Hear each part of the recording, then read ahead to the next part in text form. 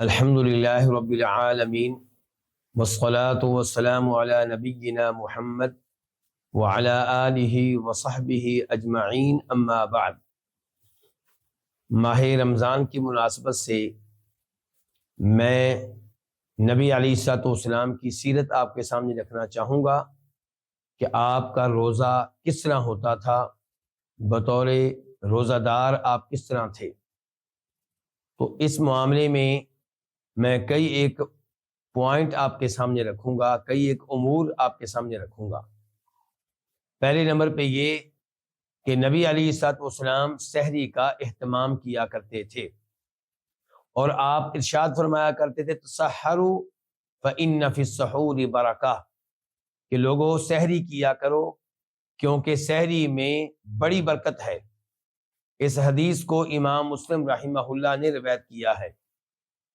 بلکہ آپ یہ بھی کہتے تھے کہ فصل ما بین صیامنا و صیام اہل الکتاب، کہ ہم بھی روزہ رکھتے ہیں، یہودی اور عیسائی بھی روزہ رکھتے ہیں، لیکن ہمارے اور ان کے روزہ رکھنے میں فرق ہے، اور وہ یہ کہ ہم سحری کھاتے ہیں، وہ سحری نہیں کھاتے۔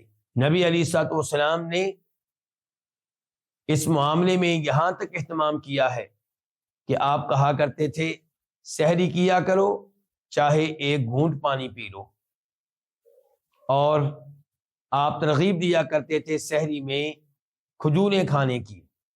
آپ کہا کرتے تھے کہ مومن کی بہترین سحری کیا ہے؟ کھجوریں۔ اس حدیث کو امام ابو داؤد رحمہ اللہ نے روایت کیا ہے۔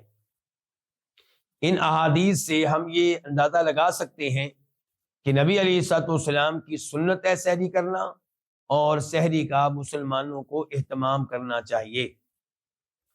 دوسرا پوائنٹ، دوسرا معاملہ نبی علیہ الصلوۃ والسلام کا روزوں کے تعلق سے یہ ہے کہ سحری کی جائے اور اسے بہت جلدی کرنے کی بجائے طلوع فجر سے پہلے آخری وقت میں کیا جائے۔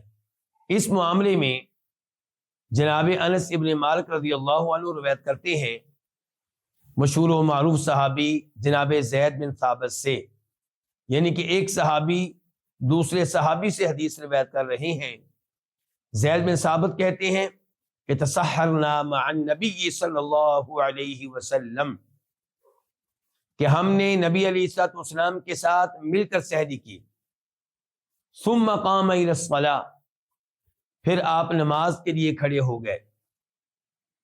انس ابن مالک رضی اللہ عنہ نے جناب زید بن ثابت رضی اللہ عنہ سے سوال کیا، استفسار کیا کہ آپ علیہ الصلوۃ والسلام کی سحری اور آپ کی اذان کے مابین کتنا فاصلہ تھا، یعنی کہ اس دن جب فجر کی اذان دی گئی اس میں اور آپ کے سحری کے اختتام کے مابین کتنا وقفہ تھا، کتنا فاصلہ تھا۔ تو زید بن ثابت کہنے لگے 50 آیتوں کی تلاوت کے برابر فاصلہ تھا۔ اس حدیث کو امام بخاری اور امام مسلم نے روایت کیا ہے۔ 50 آیتیں تقریباً 4 یا 5 منٹ بنتے ہیں۔ تو اس سے پتہ چلا کہ سحری رات 1 بجے 2 بجے 3 بجے 4 بجے کرنے کی بجائے کوشش کی جائے کہ سحری فجر کی اذان سے کچھ دیر پہلے ہو۔ لیکن اس کا مطلب یہ نہیں ہے کہ آپ سحری اس وقت کر رہے ہوں جب اذان ہو رہی ہو، جب فجر طلوع ہو چکی ہو، بلکہ فجر طلوع ہونے سے پہلے آپ سحری سے فارغ ہو چکے ہوں، جیسا کہ نبی علیہ الصلوۃ والسلام فجر کی اذان سے پہلے سحری سے فارغ ہو چکے تھے۔ البتہ اگر کوئی مسلمان لیٹ اٹھا ہے یا کسی وجہ سے لیٹ ہو گیا ہے، اذان شروع ہو چکی ہے اور وہ ابھی تک سحری کھا رہا ہے، تو اس کے لیے نبی علیہ الصلوۃ والسلام کی طرف سے یہ تعلیمات ہیں کہ جو کچھ اس کے برتن میں موجود ہے اس کو مکمل کر لے۔ یعنی کہ اگر اس کے ہاتھ میں گلاس ہے تو گلاس میں جو پانی ہے وہ پی لے، اس کے ہاتھ میں پلیٹ ہے، پلیٹ میں جو کھانا پڑا ہوا ہے وہ مکمل کر لے۔ لیکن یہاں پہ ایک بات ذہن میں رکھنے والی ہے، اور وہ یہ کہ اللہ رب العزت کو دھوکہ نہیں دینا چاہیے، نہ انسان اللہ کو دھوکہ دے سکتا ہے۔ یعنی کہ آپ کو معلوم ہے کہ فجر طلوع ہونے میں 1 منٹ رہ گیا ہے اور آپ پھر بھی پلیٹ بھر رہے ہیں، تو یہ غیر مناسب ہے۔ لیکن اگر کبھی آپ نے پلیٹ میں کھانا ڈال لیا، آپ سمجھ رہے تھے کافی وقت باقی ہے، گلاس میں پانی ڈال لیا، آپ سمجھ رہے تھے کافی وقت باقی ہے، اچانک اذان شروع ہو گئی اور آپ کو پتا ہے کہ آپ کا مؤذن وقت پہ اذان دیتا ہے، تو آپ جو کچھ گلاس میں موجود ہے اس کو مکمل کر لیں، جو کچھ پلیٹ میں موجود ہے اس کو مکمل کر لیں، مزید کچھ کھانے پینے سے گریز کریں۔ یہاں پہ یہ بھی وضاحت کر دوں کہ اصل اعتبار اذان کا نہیں بلکہ فجر کے طلوع ہونے کا ہے، اصل اعتبار وقت کا ہے نہ کہ اذان کا۔ اگر آپ کا مؤذن وقت پہ اذان دیتا ہے تو آپ اس کی اذان کا اعتبار کریں گے۔ اگر آپ کو معلوم ہے کہ آپ کا مؤذن وقت سے پہلے اذان دے دیتا ہے یا وقت کے بعد اذان دیتا ہے تو پھر آپ وقت کا اعتبار کریں گے، اذان کا اعتبار نہیں کریں گے۔ نبی علیہ الصلوۃ والسلام بحیثیت روزہ دار اس موضوع پہ تیسرا پوائنٹ آپ کے سامنے یہ رکھنا چاہوں گا کہ آپ علیہ الصلوۃ والسلام کی یہ تعلیمات ہیں کہ روزہ افطار کرنے میں جلدی کی جائے، یہی آپ کا حکم ہے، یہی آپ کا عمل ہے۔ جہاں تک تعلق ہے حکم کا تو سہل بن سعد الساعدی رضی اللہ تعالیٰ عنہ روایت کرتے ہیں، بخاری شریف کی حدیث ہے کہ نبی علیہ الصلوۃ والسلام نے فرمایا لا یزال الناس بخیر ما عجل الفطر، لوگ اس وقت تک خیر پہ رہیں گے جب تک روزہ افطار کرنے میں جلدی کرتے رہیں گے، یعنی کہ سورج غروب ہو جانے کے بعد روزہ افطار کرنے میں جب تک جلدی کرتے رہیں گے خیر پہ رہیں گے۔ یہی حدیث جب ابو داؤد شریف میں آتی ہے تو وہاں پہ یہ الفاظ بھی آئے ہیں، آپ علیہ الصلوۃ والسلام نے فرمایا اس لیے کہ یہودی اور عیسائی روزہ افطار کرنے میں تاخیر سے کام لیتے ہیں، یہ کہ سورج غروب ہو جانے کے باوجود افطاری کرنے میں جلدی نہ کرنا، افطاری کو لیٹ کرنا، یہ یہودیوں کا کام ہے، یہ عیسائیوں کا کام ہے۔ مسلمانوں کو یہ زیب نہیں دیتا، مسلمانوں کو اپنے نبی علیہ الصلوۃ والسلام کی تعلیمات پہ عمل کرتے ہوئے سورج غروب ہو جانے کے بعد روزہ افطار کرنے میں جلدی کرنی چاہیے اور احتیاط کے نام پہ تاخیر سے اجتناب کرنا چاہیے۔ آپ علیہ الصلوۃ والسلام کا عمل بھی یہی تھا، آپ کا طریقہ بھی یہی تھا۔ اس معاملے میں وہ حدیث قابل غور ہے جسے عبداللہ بن ابی اوفا رضی اللہ تعالیٰ عنہ روایت کرتے ہیں کہ نبی علیہ الصلوۃ والسلام سفر میں تھے اور آپ کے ساتھ جناب بلال رضی اللہ عنہ بھی تھے۔ جب سورج غروب ہونے لگا تو آپ نے جناب بلال سے کہا کہ آپ ہمارے لیے ستو تیار کر دیں، جس کا مطلب یہ تھا کہ ستو تیار کیا جائے اور ہم روزہ افطار کریں۔ جناب بلال نے کہا اللہ کے رسول علیہ السلام ان علیک نہارا، ابھی تو دن ہے، لو امسیت، ذرا شام ہونے دیں۔ آپ نے پھر اپنے حکم کو دہرایا انزل فجدہ لنا، کہ بلال نیچے اترو اور ہمارے لیے ستو تیار کرو۔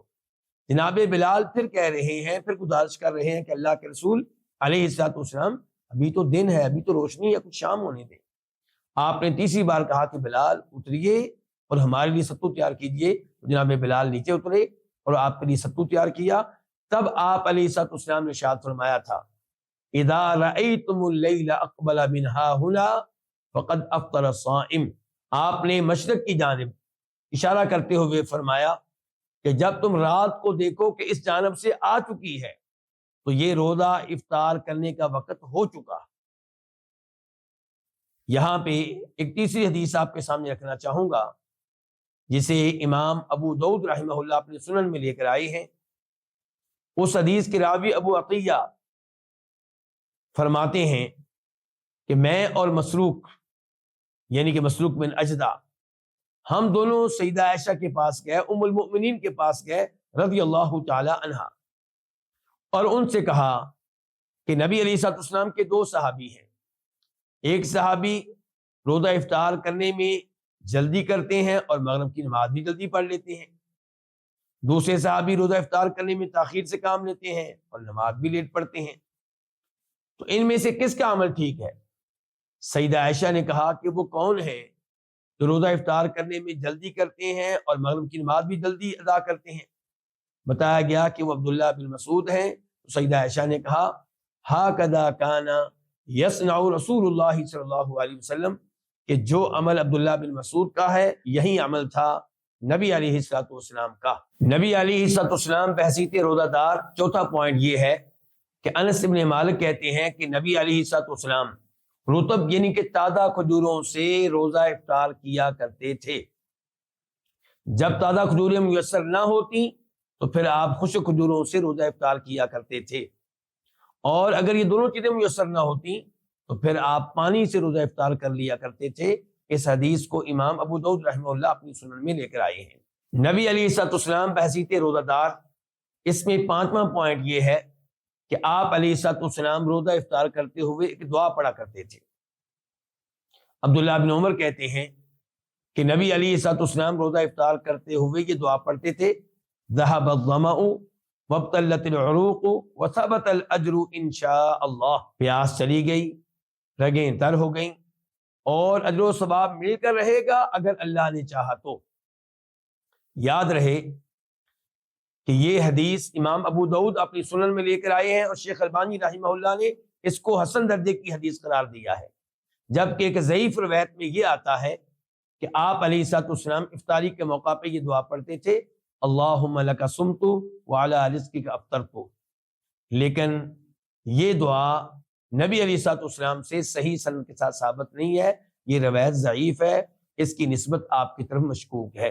نبی علیہ الصلوۃ والسلام بحیثیت روزہ دار، چھٹا پوائنٹ یہ ہے کہ آپ علیہ الصلوۃ والسلام ماہ رمضان میں قرآن کی تلاوت کا بہت اہتمام کرتے تھے، صدقہ خیرات کا بہت اہتمام کرتے تھے۔ عبداللہ ابن عباس کہتے ہیں کہ رمضان میں آپ کی سخاوت عروج پہ ہوتی تھی، اور رمضان میں آپ جبریل علیہ السلام کے ساتھ قرآن کریم کا دور کرتے تھے، لیکن جب وہ رمضان آیا جس کے بعد آپ فوت ہوئے تو اس سال آپ نے جناب جبریل علیہ السلام کے ساتھ قرآن کریم کا دور 2 بار کیا۔ نبی علیہ الصلوۃ والسلام بحیثیت روزہ دار، 7ویں نمبر پہ یہ بتانا چاہوں گا کہ کبھی ایسا ہوتا کہ آپ صبح اٹھتے تو آپ جنابت کی حالت میں ہوتے، آپ پہ غسل واجب ہوتا تو آپ سحری کر لیتے تھے، اور پھر سحری کر لینے کے بعد فجر کی اذان کے بعد آپ غسل کرتے اور فجر کی نماز آپ ادا کرتے۔